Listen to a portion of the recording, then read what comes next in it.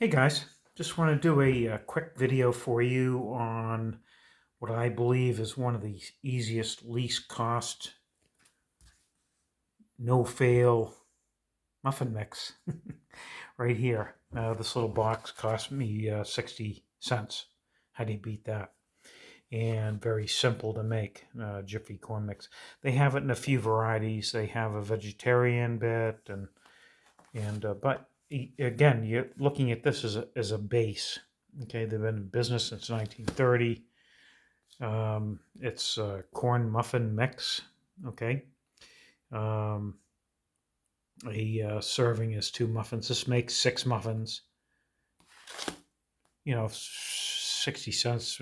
You have ingredients also to add an egg, a third cup milk. Okay, there's an oven preheat of 400, and that usually goes for about 15 to 20 minutes. Okay, 2/3 of a muffin cup filled. I spray or grease my muffin pan, even if it's nonstick.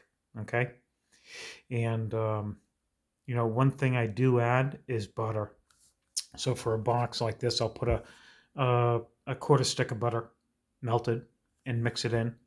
You can also add things like blueberries or cranberries, you know, some beautiful fruits. Not too much per box.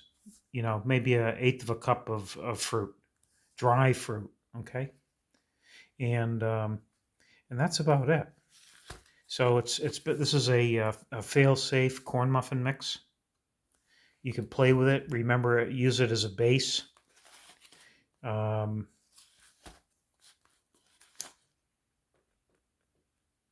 okay, so in regards to the mix, so you have a one package of muffin mix is good for 6. So you might as well work with 2 boxes to get a 12 pack. Okay, 1 egg per box, third cup milk per box. I do a quarter stick of butter per box, so 2 boxes, half a stick, melted, incorporated. You can also use bacon fat, guys.